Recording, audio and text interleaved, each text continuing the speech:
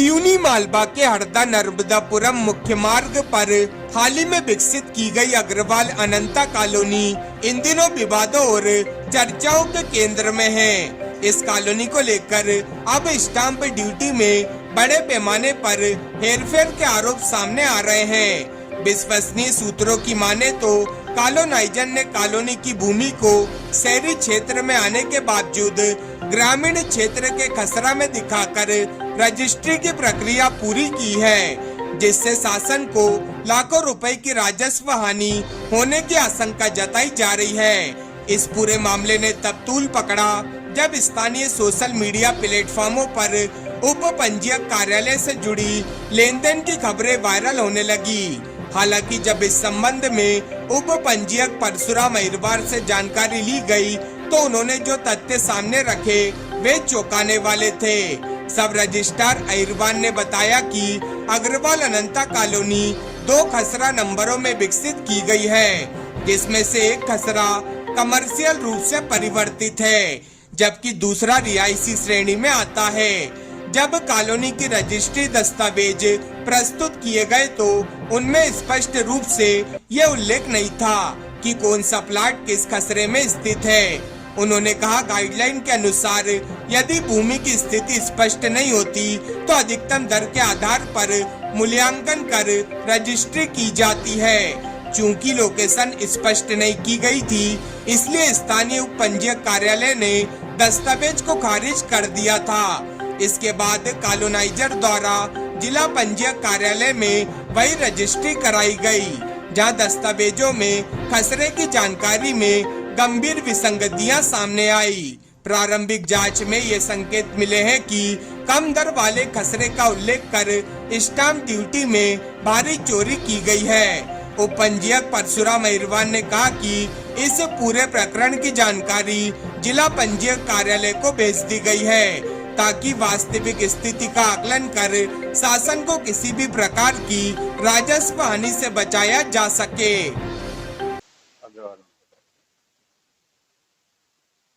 Sir, इस समय अग्रवाल अनंता colony के कुछ लोग और सोशल मीडिया पर कुछ लोग इस बात को लेकर विभाग को गुमराह कर रहे हैं और बदनाम कर रहे हैं कि सब रजिस्ट्रार रजिस्ट्री नहीं कर रहे हैं और 25-25 हजार रुपए की मांग कर रहे हैं।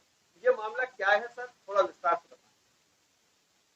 देखो, अपने यहाँ समदा 2 ये कपड़े से लागू हो गया है। पूर्णता जो है ऑनलाइन प्रोसेस है। पूरा प्रोसेस सब रजिस्ट्रार के माध्यम से सेवा प्रदाता के यहाँ जो है पूरा डॉक्यूमेंट का रजिस्ट्रेशन होता है। पार्टी चाहे तो अपनी आईडी से आईजीआर की साइट पे जाके अपना खुद भी डॉक्यूमेंट तैयार कर सकता है और ऑनलाइन उसके पैसे माइनस हो जाते हैं। यहाँ टोटल कैशलेस रहता है, एक पैसे का लेन देन का कोई सवाल ही नहीं है।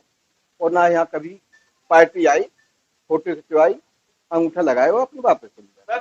कॉलोनी वालों का कहना ये है कि जब सब रजिस्ट्रार सिवनी मालवा में रजिस्ट्री नहीं कर रहे हैं तो हम होशंगाबाद लेकर रजिस्ट्री कर रहे हैं। ये क्या मामला है? उसका मेन कारण ये है कि उनको जो कॉलोनी में है 2 खसरे हैं, 57/1/2, 57/1/3। 57/1/3 कॉमर्शियल पर्पज से डाइवर्टेड है और 57/1/2 आवासीय प्रयोग। क्योंकि डॉक्यूमेंट जब पेश हुआ है तो उन्होंने दोनों नंबर को ज्वाइंट करके कुल रकबा दोनों का इकट्ठा लिख के उसमें से विक्रय प्लाट का माने फलाना नंबर विक्रय किया गया। अब क्योंकि किस नंबर से विक्रय किया उसमें क्लियर नहीं है। दूसरी चीज कि जो कॉलोनी अपनी मेन हरदा होशंगाबाद रोड से लगी हुई है, पूरी कॉलोनी लगी हुई है, तो अपने यहाँ आईजी के बंद है गाइडलाइन का जी।